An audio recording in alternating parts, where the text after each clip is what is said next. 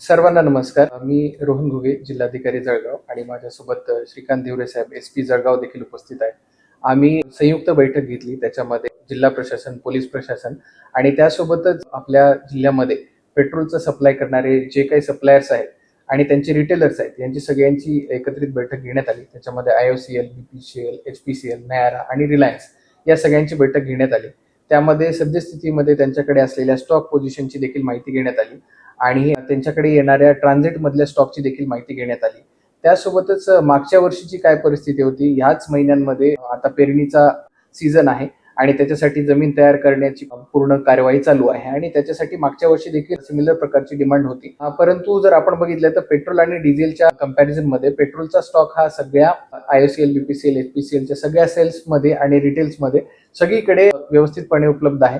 जर आपण बघितली तर आजची जी पेट्रोलची डिमांड होती ती 921 स्केलची होती आणि त्याच्या अगेन्स्ट 1338 स्केल म्हणजे किलो लिटरचा सप्लाय सध्या आपल्याकडे उपलब्ध आहे आणि ट्रान्झिटमध्ये म्हणजे येणारा सप्लाय जो आहे तो 747 किलो लिटरचा आहे.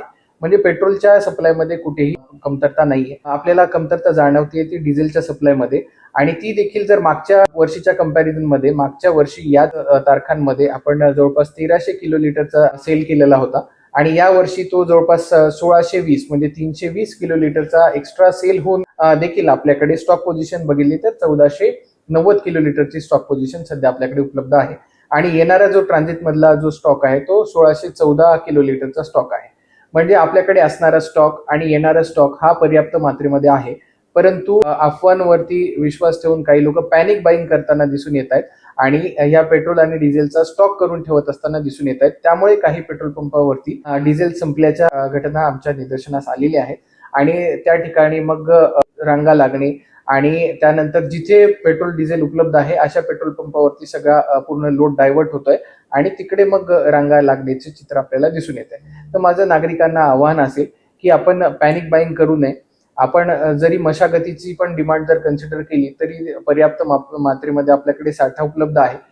काही काही रिटेलर्स कडून आपल्याला जेव्हा माहिती घेतल्याच्या नंतर कळालं की जे साठा तो 4-4 दिवस सेल करत होते तो साठा ते आता 4 तासांमध्ये सेल करत आहेत.